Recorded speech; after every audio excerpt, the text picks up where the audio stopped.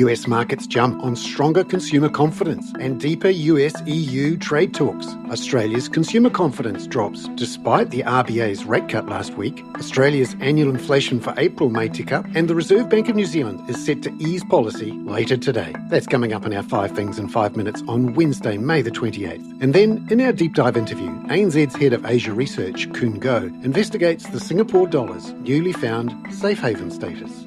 It's very clear that despite the troubles in the global trading system, markets and investors are shrugging that off and looking to Singapore as a place to park some of their capital.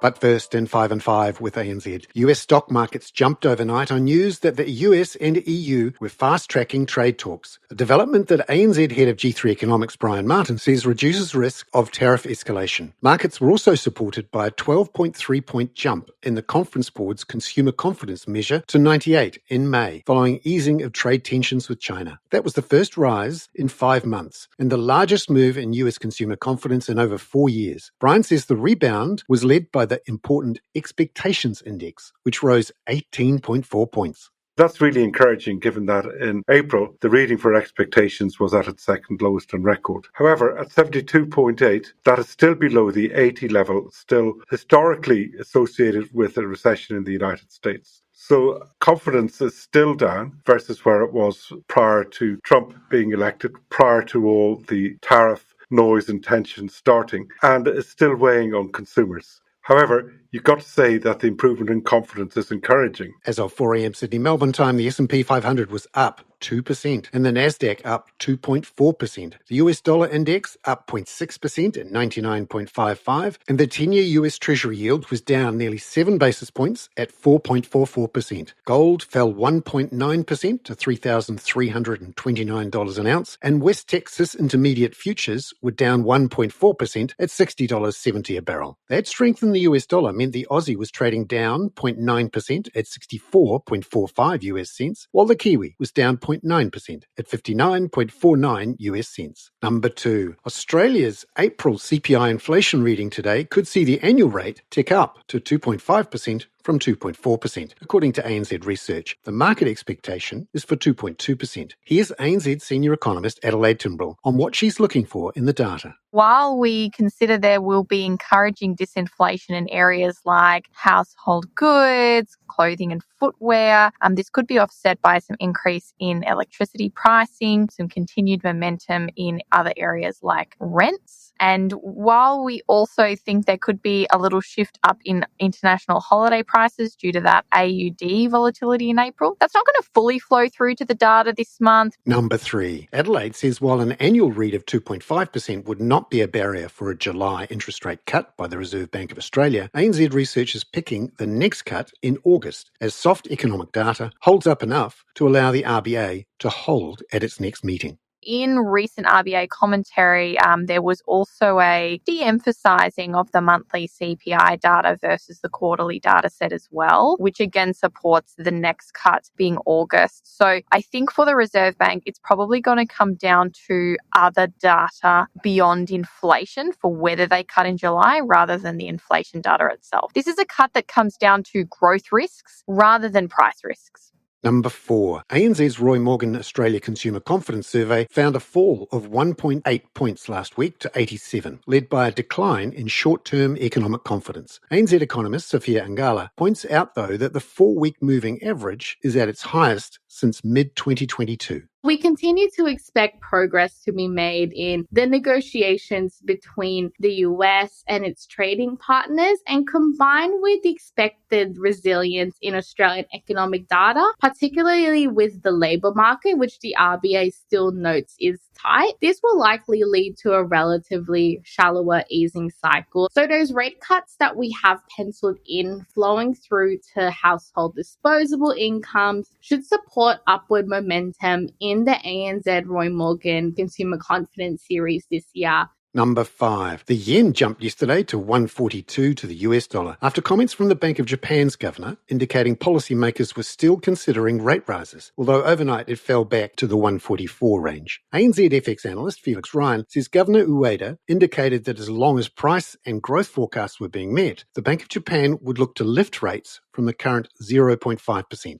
In our current forecast for the Bank of Japan, we still see only one more 25 basis point hike this year in October, just given that sort of global uncertainty and economic volatility at the moment. But still, I think given the firmness of inflation there, especially on the services side, as we saw with PPI, that still does suggest the Bank of Japan will be looking for opportunities to normalise policy further from here. Felix Ryan there. Now, in today's deep dive interview, ANZ's head of Asia research, Khoon explains the Singapore dollar's safe haven status in Southeast Asia. Well, it's very obvious in this part of the world, your typical safe haven currency is the Japanese yen, which had been appreciating of late. But in Southeast Asia, the Singapore dollar appears to be having a moment where it is quite clear it's attracting a lot of strong inflows into the city-state, and that's causing the Singapore dollar to trade at the strong side of the MAS policy band. And that's despite the MAS easing policy twice this year in back-to-back easing moves, which is quite unusual. And what is even more unusual is that we know the tariff-related uncertainties that have hit the global trading system, and Singapore being a very small trade-dependent economy, naturally that kind of shock should have sent the Singapore dollar significantly weaker, but the opposite has actually happened, where the Sing dollar has actually strengthened on the back of the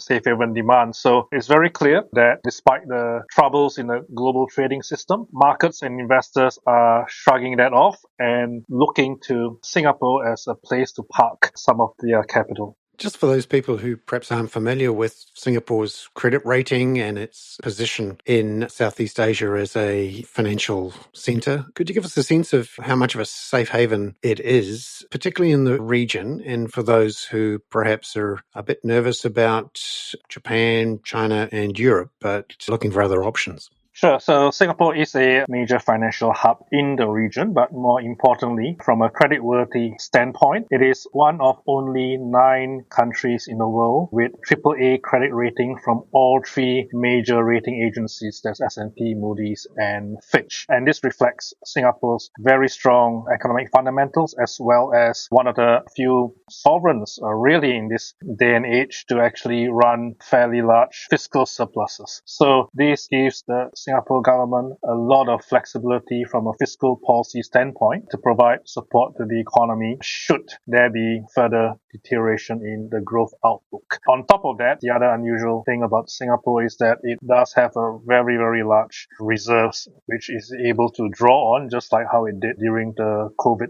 period. One other unusual thing about Singapore is its central bank, the Monetary Authority of Singapore, runs monetary policy through the exchange rate channel rather than through interest rates. How does that affect, do you think, the choices around Singapore as a safe haven and people looking to invest in Singaporean dollars? Yeah, so if the MAS does control monetary policy through the exchange rate, so even though they eased policy twice in January and April, they are still maintaining a slight gradual appreciation of the slope of the exchange rate. So that implies that they're still in favor of a slight appreciation path, which potentially is another factor that is making it attractive for foreign investors, because not only are they able to diversify away from the dollars and get exposure to very high credit rated assets, they can invest in the knowledge that from a monetary policy point of view, at least for now anyway, that the central bank is still in favor of a slight appreciation bias. Now that could obviously change if the outlook for the Singapore economy were to deteriorate. They could move to a neutral stance, for example. But as of now, the other positives are more than outweighing negatives in terms of the uncertainty around the trade outlook and the potential for further policy easing at this stage. Khoon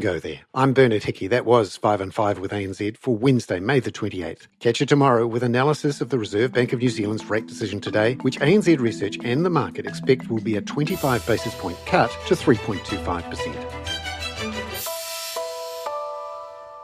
This podcast contains general information only, not investment advice. You should obtain advice for your personal circumstances before making any investment decisions. Please view the podcast disclaimer available via your media player or email.